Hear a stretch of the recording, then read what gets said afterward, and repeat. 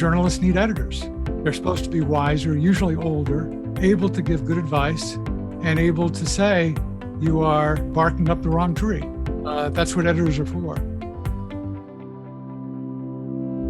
Hello, and welcome to Working with me, Dan Doriani, hosting a podcast where we explore faith, work, culture, and the way believers can make a difference in their corner of the world. Today's guest is Marvin Olasky, longtime chief of World Magazine and the author of many books about faith and politics. He's a man with a world of opinions and knowledge. I'm sure you'll enjoy hearing from him. My guest today is Marvin Olasky, longtime editor of World Magazine, the author of more than 20 books, if I count correctly, including some that have been widely read and widely recommended, such as The Tragedy of American Compassion, which we'll be discussing a little bit later. Another book related called Compassionate Conservatism. He's written an influential book recently called Reforming Journalism, which we'll talk about soon. Just in 2019, he's working and has worked on the topic of abortion, including a book called The Story of Abortion in America. Marvin, it's great to have you on our podcast. Thanks for coming. Well, thank you. Very good to be with you, Dan. Yeah, and so let's go ahead and start right away with faith and journalism. So, this is a podcast about faith and work, and so what we like to do is encourage people who are believers to practice their faith at work. So can you just start us off by telling us what journalism is? If someone feels God called them to journalism, what did they get called to do? Called to go into places or go to places that a lot of readers or listeners haven't been to, meet people and introduce people to readers and viewers whom the readers and viewers would be unlikely to meet otherwise. Maybe occasionally contribute some ideas that the consumer of media might be unlikely to come up with himself.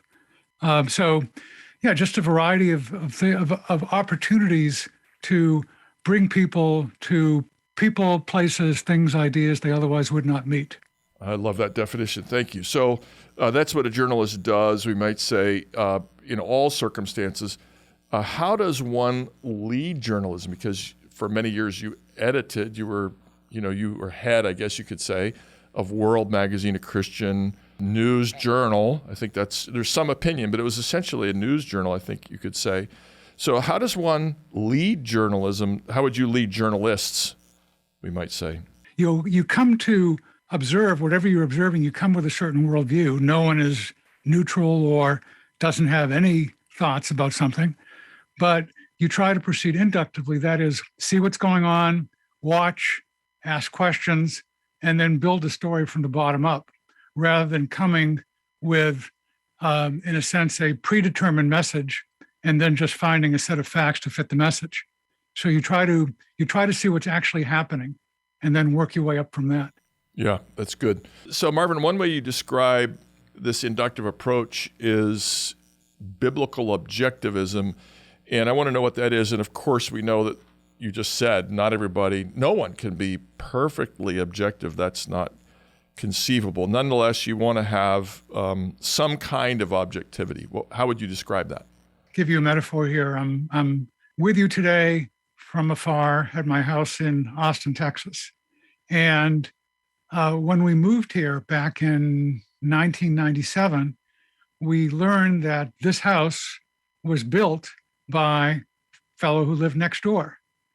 And it's a house on the side of a hill with Texas exaggeration. It's called a mountain, but it's a hill. And we have a good view. It's a tall house. And there are 4 big steel or some other type of metal poles that anchor the house.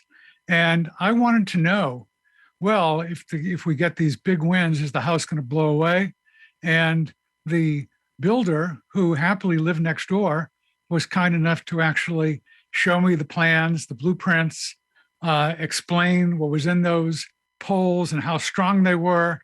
And he said, no, it's not going to blow away. And 25 years later, here I am to attest that he was accurate, at least up to now. Yeah, he gave you the facts, we might say. He gave me the facts. That was useful to have. Well, I bet you can see where this is going in the metaphor.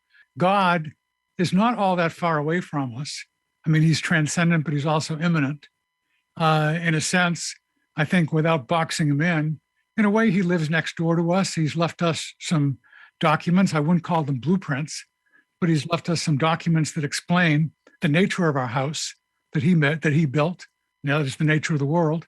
And so, we can actually learn from the builder, trust him, and I may have my opinion that this house is made of cheese or balloons, but his opinion is much better because he's actually the builder.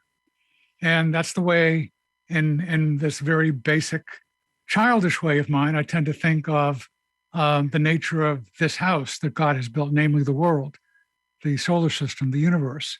And we can learn from the Bible what it's made of, how it began, where it's going. All this is very useful. When you're a journalist, you do come at things from a certain worldview. You may come at things from a materialist worldview. You may come at things from a variety of different religious worldviews. But I believe, and I suspect you do too, upon good evidence and good experience and faith in God, that actually the Bible is God's word to us. It's the document that explains who we are, why we're here, how this was made, where it's going. And thus we pay careful attention to it. When we approach the facts with that understanding, namely the Bible helps us interpret those facts. It helps us see those facts rightly. It helps us understand what's important and what's not. Then we're going to come much closer to actually describing the way things are than we otherwise would. It's certainly far from perfect. We are fallible and sinful, but we're going to come closer to an objective view of reality than if we just try to start with some other philosophy or just make it up as we go along. So biblical objectivity is looking hard at the facts, proceeding inductively, but with an overall worldview based in biblical truth and confidence that actually that helps us to understand things better than we otherwise would. Yeah, thank you.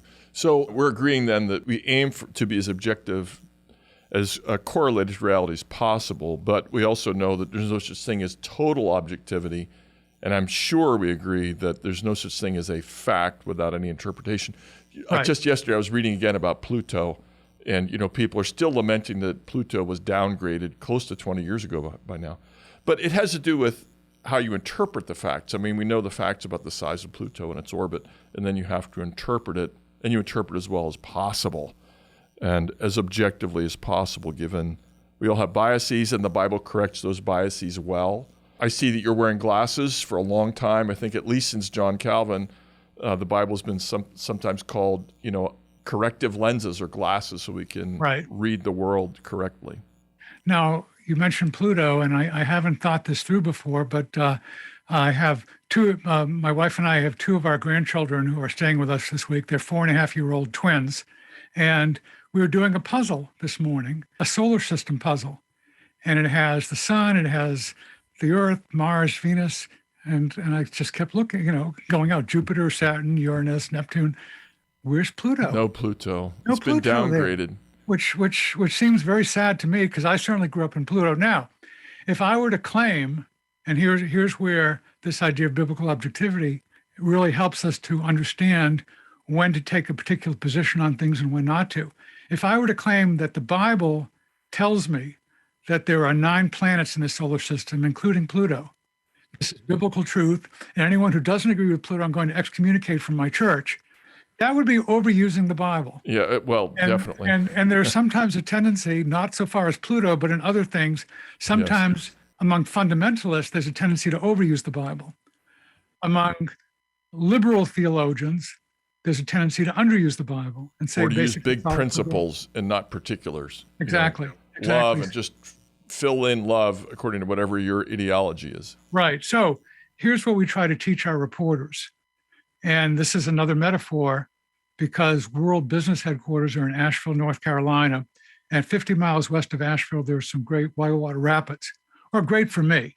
That is things I can survive doing.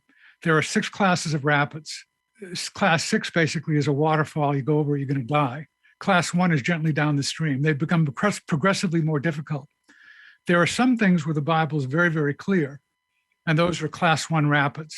For example, you shall not murder. That's a class 1 rapid. There is no group that I know of organize Christians for murder. Now, we can interpret this, of course, can be twisted in certain ways. Well, who is a person? Who can we kill? Who can't we kill? But basically, the understanding is, and our reporters can go out with this understanding, that if they see a murder, they don't have to balance it with pro-murder and anti-murder people. Right. Okay, because that's the Bible's very clear on. On the other hand, if there's a discussion of whether Pluto is a planet or not, then basically they should not state there's a biblical position on that. They should be balanced. The pro-Pluto, the anti-Pluto people, quote them equally, and off we go. Yeah, that's great.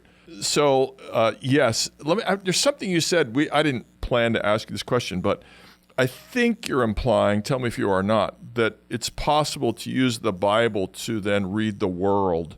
So here's just a simple example I used recently in a sermon. I said, people sometimes think we should live for ourselves, live for our pleasure, etc. But if you simply pay attention to your own body, that's not exactly true. You get hints at least that that's not exactly true. So for example, if you're hungry and you eat one big piece of pizza that tastes delicious, but if you eat 3 big pieces of pizza, you become miserable. God made your body so that you will become miserable if you just stuff yourself with food. Or differently, if I'm really hungry and I want to, have some ice cream, first prize is a chocolate milkshake. Second prize is 2 chocolate milkshakes, because the second one doesn't taste nearly as good as the first because we're sated. And God seems to have put into this world principles like how our body works that teach us don't live for yourself. And unless I'm way off, you can comment, but I think Christian journalists would try to, see things in the world that align with God's principles vaguely along those lines. Is that close to what you would say about journalists and how they use their faith? Yeah, that's close. I'll try out another new thought here. Okay. At least new for me to express this. Well, It's not new for me that dogs are better than cats. Okay. I don't have a biblical. We might call that an opinion. I agree with your opinion, but anyway. That's my opinion. But when it comes to food, cats are better than dogs. Okay, dogs will just eat and eat and eat. Yes. You forget that you've already fed the dog. You put other food in, and he'll eat that too, and he'll keep eating. He'll just keep eating. Cats. Again, I've never had a cat, so I'm just basing this on the literature. Cats self-regulate. They won't just eat and eat and eat. So in that sense, human beings, we hope, or at least Christians, are more like cats than dogs. We should self-regulate when it comes to pizza or chocolate milkshakes. The tendency in life in many ways, well, you've written about work, and you know that work is good. Work without ever having any recreation or ever paying attention to your family or doing anything else, that's not good. And very often we do not self-regulate well with work. Some people probably work too much for their own good. Some people, maybe a lot of people, work less and want to get away with doing less than God has called them to do. Yeah, understanding our telos, our purpose, what works well, the right quantity as well as the right quality, is really important in life. And in this sense, and in this sense only, I'll give cats a nod over dogs. Yeah, thank you. I do want to ask one idea by you. I was reading the New York Times the other day, and they were talking about something, and they said this line appeared: "All true medical experts agree." Right. And I thought to myself, there are a tremendous number of medical experts who disagree with what you just said. But by putting the word true in, they just said, anybody who doesn't take this position is not a true expert, no matter where they went to medical school, no matter what their credentials are. Journalists sneak their biases in a lot through no true expert, no true scholar, whatever they would say, and they thereby dismiss anybody who dares to disagree with them. 2 questions related to this.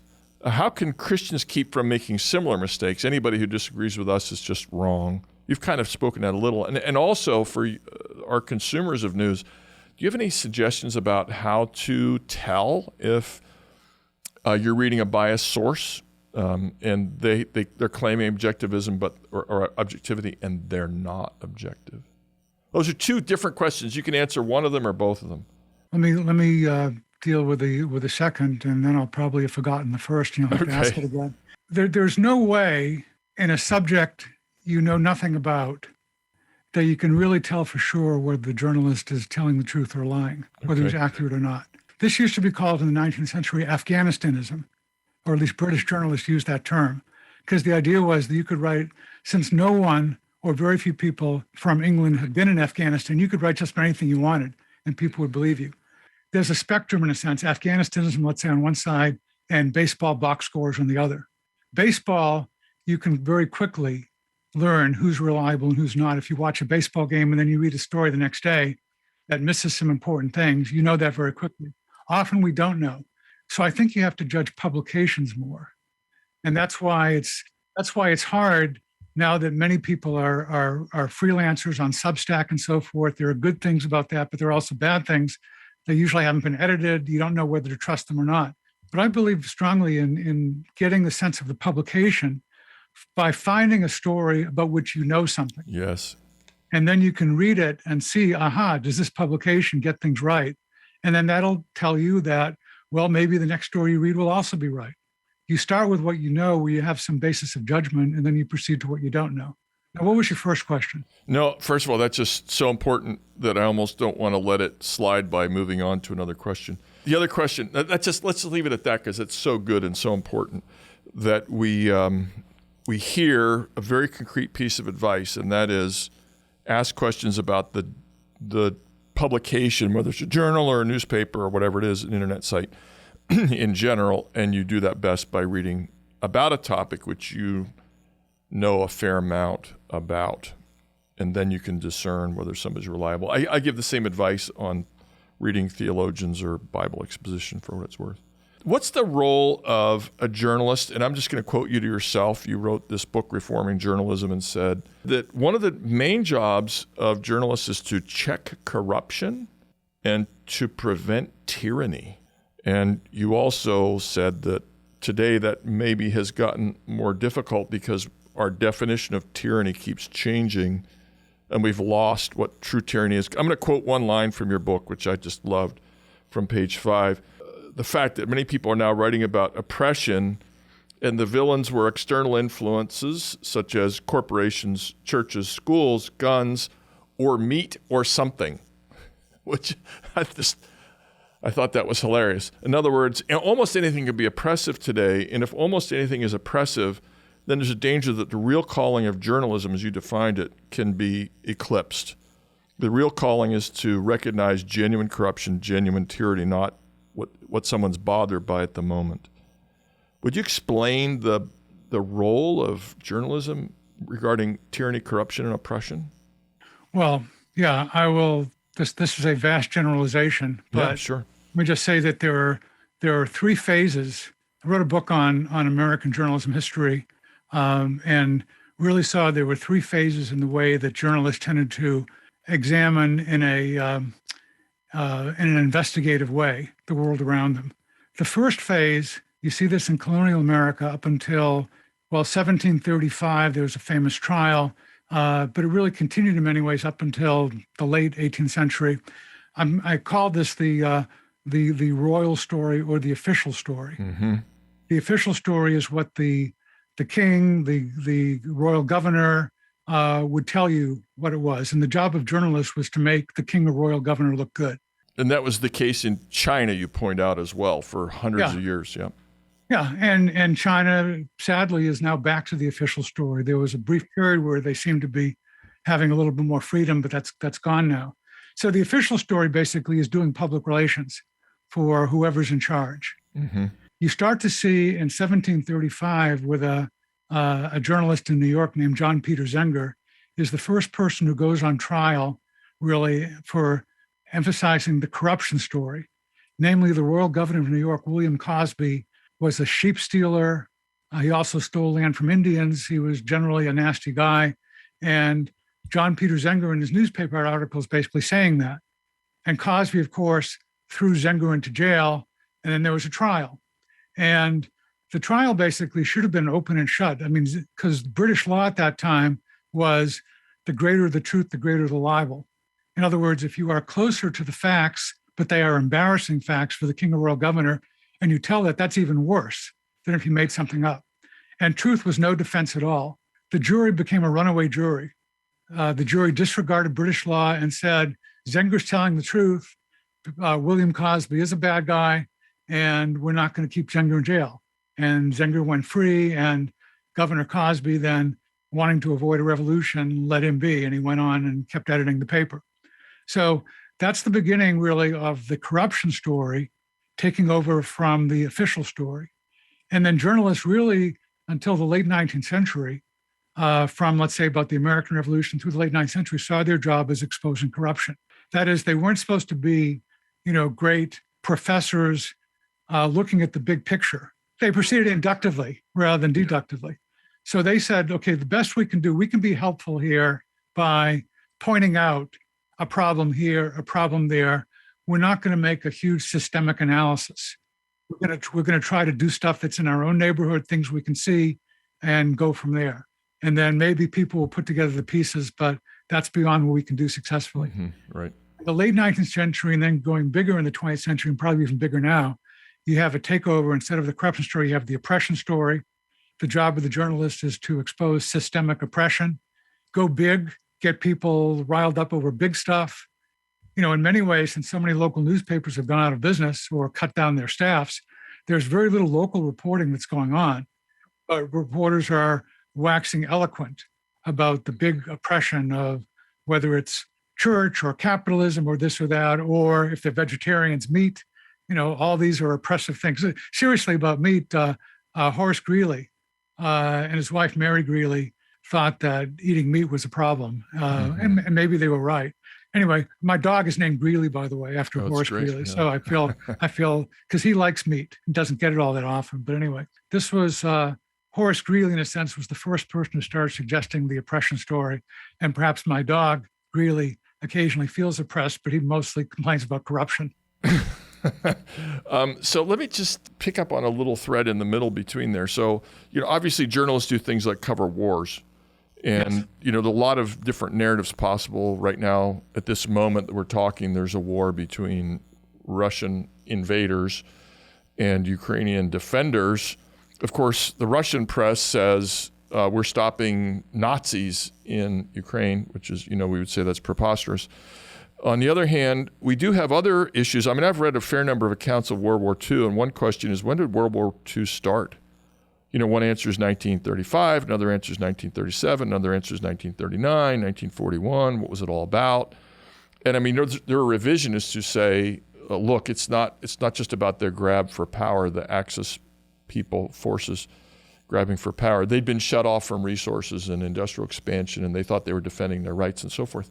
So there is, there are facts and there are interpretations, and the boundary between them can be very difficult to draw. I mean, as you read varying accounts of World War II, for example, how does a journalist, this is my last question for you about journalism, and we're going to switch to something else, but can you guide a young journalist who thinks they're trying to report the facts, but then the more they read, the more they study, they think, oh, this story is so much more complex, and there's many more valid perspectives on this than I realized at first? I would not recommend to college students that they major in journalism. Okay. And this is college students who want to be journalists. Yes, right. I think they should take several courses in journalism. But they should study history, maybe. They should major in history, is my recommendation. Yeah. And really learn history. I mean, even in here in mentioning World War II, I mean, you give various dates for the beginning of World War II, and I know the particular events that were connected with those dates, like right. the Nazi moving into the Ruhr, and then Austria, the Japanese invading China. Well, that's what I was which we going forget to about. Like, it didn't happen sometimes when we that write our histories. That's right. That even those particular dates that you gave are all, and I'm not accusing you of this, but because those are the dates I would first give, but they're all Eurocentric dates in that sense. Yeah, well, except for China. I meant to. Well, that's for China. There you have what? And it was in 1931 that the Japanese invaded Manchuria. Yeah, and then Shanghai and the rape of Nanking and all that. So that's probably where it began. You could also say that in a way World War II began, and you shouldn't call it World War II. It should be one world war that began in 1914. Right. Yeah. And there was an armistice in between. There was a lull. It was a lull. Right. So anyway, so getting to the larger point, I mean, you're absolutely right. There are all these gradations. It's really hard. And that's why I would say, having been an editor for a long time, that journalists need editors. Editors are supposed to be, not making a theological point here, but the editors, in a sense, are supposed to be the equivalent of elders. They're supposed to be wiser, usually older, able to give good advice, and able to say, you are, to continue with my dog stories, you are barking up the wrong tree. That's what editors are for.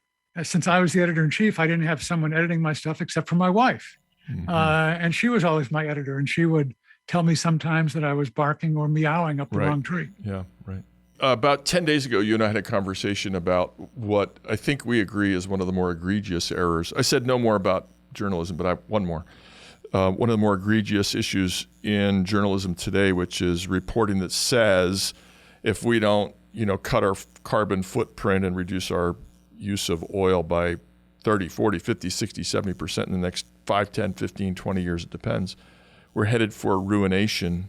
And, you and I are both in favor of creation care for sure, but this kind of histrionic, hyperbolic declarations, we have 8 years, 10 years, 15 years to save the planet by doing the following simple things, which is so far from reality. I guess I want to ask you again, can you help us, can you help a consumer of the news and or speak to someone who wants to be a truth teller in this world, whether a journalist or other forms of truth-telling teaching, how to recognize and overcome this hyperbolic excitement and exaggeration that's meant to whip up public sentiment in a direction that's not factually based? Yeah, that's hard when you have everyone pushing in this way, and if you indicate any caution about some of these huge predictions, then you are a climate change denier or something like that. So that's hard. You have to be willing to stand up to some heat. Let's say basic posture is, well, we know that the world will come to an end someday. We don't know when, but up until then, I think one of the sayings that I think our world reporters probably heard often from me is, don't believe, don't worry that the sky is falling. God holds up the sky, and that basically I think is true. Given every 100 predictions of total disaster, maybe one of them comes true, and even then it's not total. So be wary of any gross generalizations that the sky is falling and all that. And I'd say in general, be counter-cyclical. In other words, what does that mean? Yes, please tell us. Here's an example that in 1992, a lot of my fellow pro-lifers were very disappointed when the Supreme Court, which looked like it would overturn Roe v. Wade, did not, and just maintained it with a switch by Justice Kennedy, who thus got the nickname Flipper. I was telling people at that point, well, it's not the end of the world. There are so many things we can do to save unborn lives. Don't think this is down the drain. That was my tendency then. I mean, my tendency now, I am hoping, I don't know when will this actually run on the podcast? I'm not sure, 3 months, maybe 2 months, 6 weeks. Yeah. Well, really? So by the time this runs, we will know what's happened in the Dobbs case concerning the overturn of Roe v. Wade. Okay, so just for the record, I'll say, I'm saying this well beforehand and anticipating, maybe hoping and praying that actually Roe v. Wade is overturned, but that's not a cause for such enormous exuberance. I tweeted something on this yesterday and got a lot of, as you do on Twitter, reaction saying, well, why would it be irrational exuberance to celebrate? Well, because there are lots of places where abortion will still be legal, and people can drive or fly to get an abortion. Right? A lot of places, women will just get abortion pills. In a blue city like Austin, a blue city in a red state, I will be enormously surprised if there's a jury at some point, if an abortionist does an abortion, a jury, actually 12 people actually finding the abortionist guilty in a city like Austin. So that's what I mean. Yeah, don't get too high, don't get too low. The people in the audience who are Red Sox fans will, I think, understand this. I'm a 19th century Red Sox, I'm not that old. I'm a 20th century Red Sox fan, right? Which means I expect the Red Sox to lose at the end. Yes. Playing valiantly, coming close, but losing. That's a 20th century Red Sox fan. A 21st century Red Sox fan expects the Red Sox to win. Right. We had an intern who was a 21st century Red Sox fan living with us in 2018 when the Red Sox, in fact, did have a wonderful season and went all the way and won the World Series. But I would say basically, biblically, we should be neither 21st century nor 20th century Red Sox fans. I could make a really, one of those really bad jokes and say, of course, that baseball was there right at the start because it's, The in the beginning. beginning. Oh no, please and don't make that joke. Don't make that joke. Yeah. But I won't go that. I won't go there. But anyway, no, we just got to try to be level-headed. Things go on. The people who listen to this will know what the Supreme Court has done. But the one person was writing to me, well, why shouldn't we celebrate victory over the Nazis in World War II? And I getting into the play of Twitter, I could say, well, no, if the Supreme Court doesn't, if the Alito decision actually stands, this is like the British victory in North Africa in 1942. Right. It's a partial, yeah. It's a victory, that's good, yeah, but a lot more to do. So anyway, that's my tendency to try to maintain an even keel, not in a stoic way, but don't get too excited, don't get too depressed. Yeah. So just to illustrate, first of all, I want to say, make it really clear to anybody who got upset with me, I'm very much in favor of creation care. I just don't think we can do anything in the next 8 years to save or destroy the planet. Right. So it'll take 200 years, at least high estimate is 800 years, for the CO2 that's currently in the atmosphere to wash out. So even if we do everything perfectly right now, most estimates say it'll be 2080 till we see any changes occur. So Right. let's not get hyper. We're going to save the planet in 5 years and then nothing happens. Of course nothing's going to happen because the science says it's going to take a long time and we have to take the long view, as you say. And just for the record also, in Missouri, since I've lived here about 30 years, the abortion rate, apart from any laws being passed, went from around 24% to around 7%. Mm-hmm. That's just gentle persuasion, gentle conversations, caring for mothers with difficult pregnancies, and slowly persuading people that an unborn child is a human being who deserves to be protected. No laws were passed, but it was reduced by 70% or so. After the break, Marvin will define what conservatism means and why he helped advance the concept of compassionate conservatism for decades. The Alliance of Confessing Evangelicals is a coalition of believers who hold the historic creeds and confessions of the Reformed faith and proclaim biblical doctrine in order to foster a Reformed awakening in today's church. What all that means is we care about the church, we care about truth, and work hard to preserve and advance it every day. Connect with our broadcast, podcast, publishing, internet, and event platforms at workingwithdan.org. Thank you for your prayerful and financial support of the Alliance. Well, let me switch over to compassionate conservatism, if I can, which you've written about a couple times. So first of all, what is conservatism?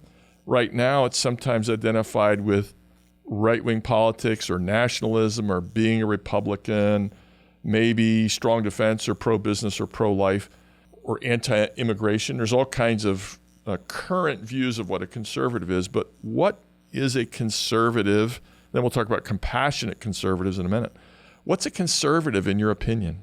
Or maybe historical perspective on the question, what is a conservative?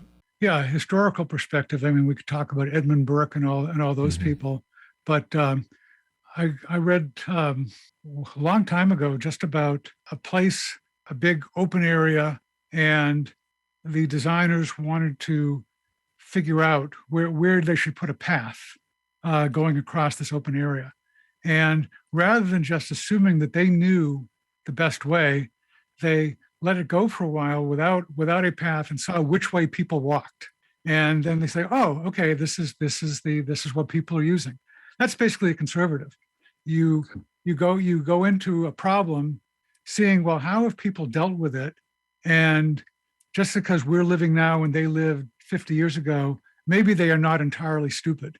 Maybe we can learn something from them.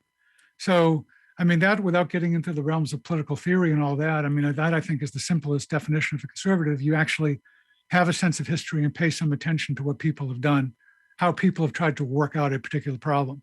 Now you go to conservative right now, well, not right now. You go to conservative, let's say 30 years ago, and there was a sense of small government versus big government and decentralize, which, from my limited experience in Washington, seems like a good idea to me. I once spent a day just walking around with one U.S. senator. In one day, in 8 hours, he had 35 different meetings to go to. I don't understand how you have time to think about anything. You're just Right. sort of bobbing around. So much better to decentralize, do things on state levels, do things on local level. That's what conservative was. Compassionate conservative was the idea that people on the left had taken the word compassion, and instead of using it the way it's used biblically, rachum, suffering with, rachum is the root is womb. And so you have the idea of the close connection of a mother and her unborn child.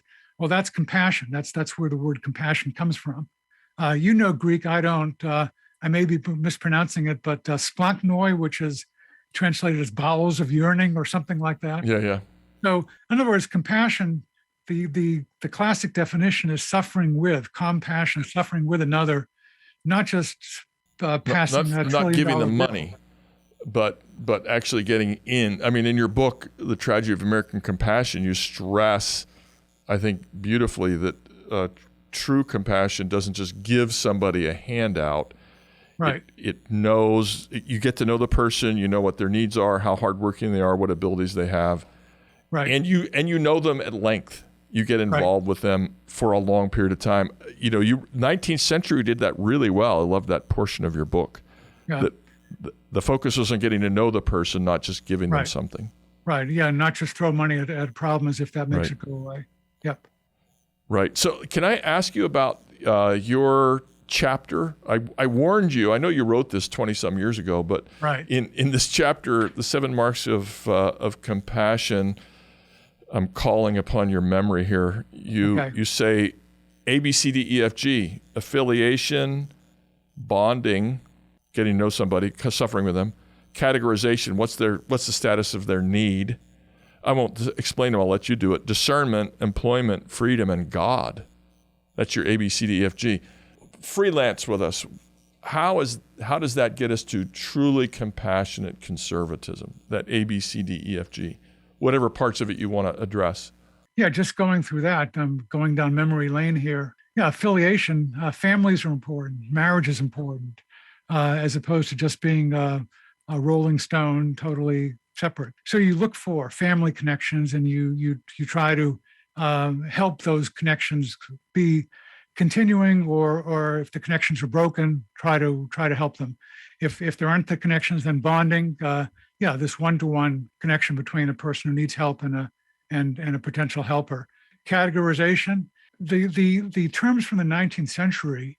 If at some point there's a new edition of this book, I probably have to explain it more, because they use a term called worthy and unworthy, the worthy poor and the unworthy poor. And people tend to react to that and say, what are you saying, that someone is not worthy of being helped? No, their understanding was that everyone is worthy of being helped, but if you have a limited amount of time and money, then you want to help someone who's actually going to try to get out of it.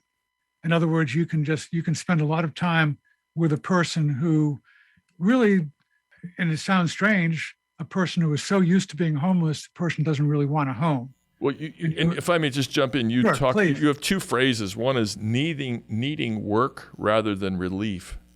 And you also talk, in the past, you cite people who mentioned confirmed intemperance, that is to say, alcohol abuse. Right. If resources are finite, as you say, you may say, we may not help a person who is simply going to stick with their alcoholism. In a world of limited resources, try to help the person who needs work and seems to be ready to make the most of it. Right. And they taught, don't just jump to conclusions. And that's why if a person came to a homeless shelter, assuming he wasn't an axe murderer, they would hand him an axe and say, here, any able-bodied, can you chop wood for a while, and thus show your willingness to work.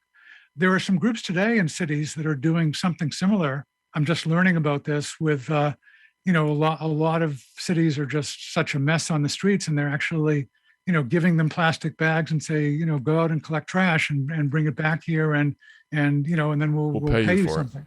it. Yeah. Yeah. So this was a work test just to see if a person is willing to work.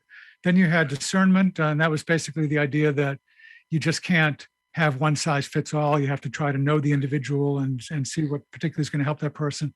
Employment, namely work works.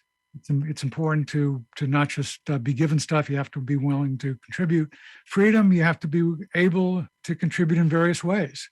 That is, there should not be just one criterion. You have to be flexible and give people the opportunity to work. And I could go more into that, but it would be a while. And then of course, most important here is God. What I did lots and lots of interviews with homeless guys in the 1990s. I'm getting back into that a little bit now.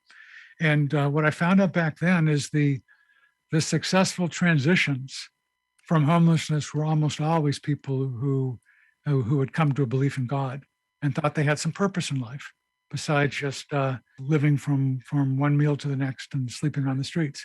So, yeah, those are the basic criteria that they used.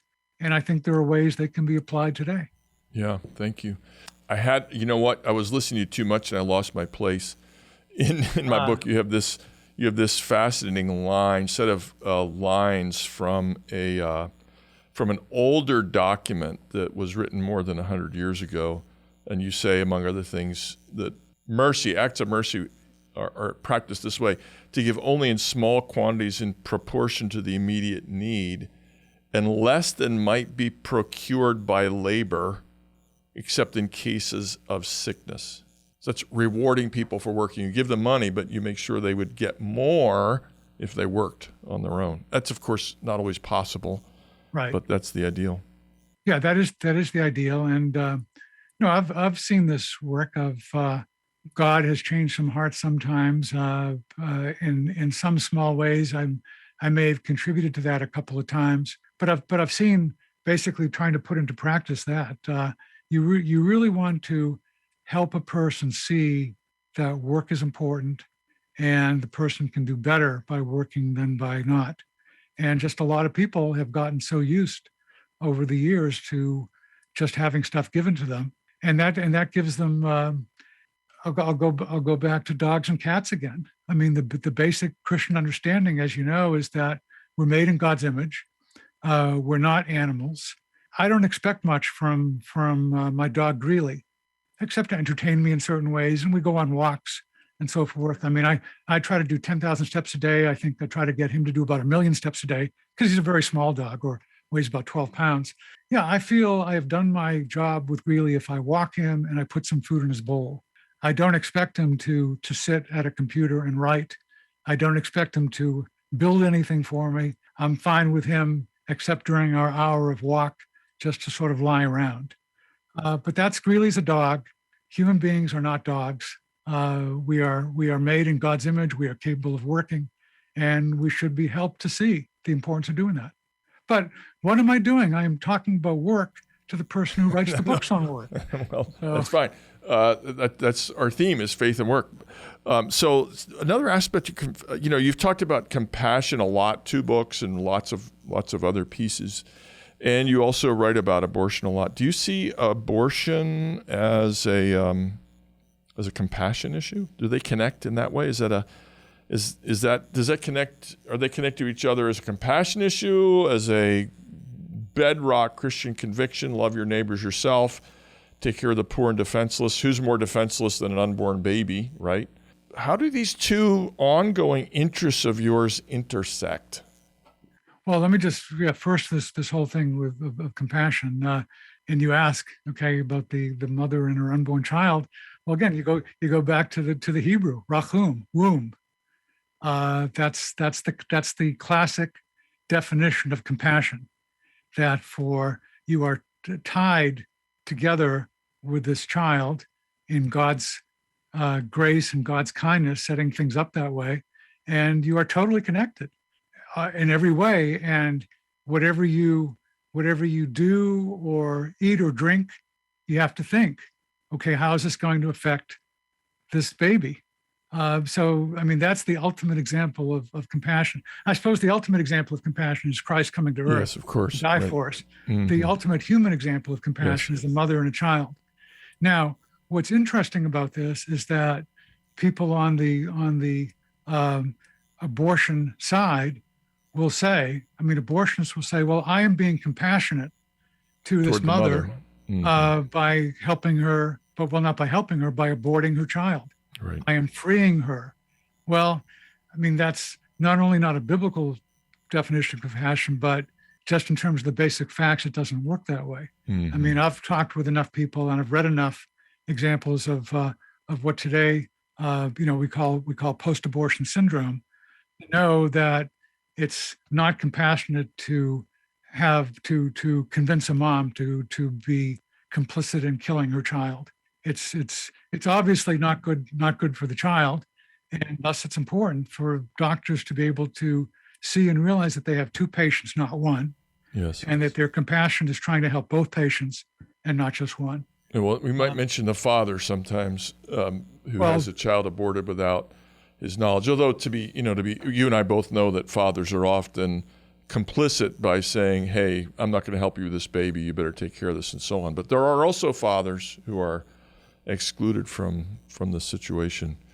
They would like to have they want to be a father, and that child is taken away.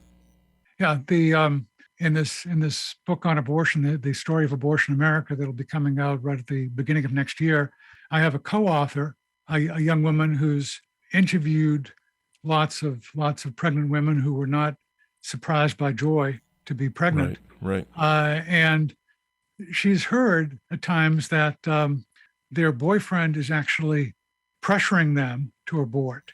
Right. And one Texas woman really liked the Texas law that basically set a limit of 6 weeks and is still in effect, at least for the time being, because once she got past that, she would be free from the pressure of her boyfriend to abort. Right. So the idea that all women are yearning for abortion freedom just again, it doesn't make sense biblically, and it doesn't make sense factually in terms of just observations of people who actually take the time to listen. Yes, exactly. It's a very complex story, no doubt about it. So, Marvin, we're going to go to the lightning round. Oh, boy. Oh, boy. Now, the rules for the lightning round is if you answer for more than 59 seconds, a hole opens up underneath your chair. Okay. So, question number 1, if you could do anything for a year, and logistics, travel, passports, money, nothing's an object. You can just do anything you want for a year. What would you do? I would probably get tired of it after a while, but I would go to places I've never been. Okay, yes. I think I am at 76 countries, but who's counting? Yes. And yet there are 130 others. Yes. And, I would just like to visit lots of places. That dovetails nicely with your first answer that you want to take. A journalist takes readers to places they will never go, and they'll meet people they would never meet. I love it. Question number 2, if there is a book, show, movie, documentary, anything that tells us what it's really like to be a journalist, what is it? Well, the best movie, I think, is to be an investigative journalist is Spotlight. Yes. Which actually won an Academy Award, best film, and that's the story about the exposure of, well, particularly here in Boston, the Catholic Church and the terrible things that happened. So that gives a sense of the excitement and purpose of it. Yeah. If you could celebrate anything in 5 years, what would it be? What would you most like to celebrate in 5 years? In 5 years, my 51st anniversary. Okay, good. All right, I love it. Last question. Well, if you had, let me say that's personal. Yeah. As a journalist, maybe. Yeah, that's personal. I would like the number of unborn children who are killed to be much smaller. Yeah. If you had 60 seconds on an elevator with someone who said, "Hey, aren't you Marvin Olasky? Can you tell me how I want to be a journalist? Give me your number 1 and 2 tips about being a godly journalist." What would you say? Be curious, read the Bible, be willing to rewrite and rewrite again. 3 tips. That's terrific. Thank you so much. Marvin, it's been a delight to have you on this podcast. I appreciate your wisdom and all of your contributions to the world of literature. I put the word world in there because you were the editor-in-chief for so many years. I do want to recommend one of your relatively recent books, just 3 years old by now, Reforming Journalism. Thank you for that fascinating book. And if you care about compassionate conservatism, a couple books I recommend. But you've written a great number of books, which I do recommend to our listeners who have interest in these topics. Thanks for your time. Well, thank you, Dan. We're thankful for today's guest and also extend special thanks to our sponsor, the Alliance for Confessing Evangelicals. Please check out their site, Reformation 21. That's the principal host of this podcast.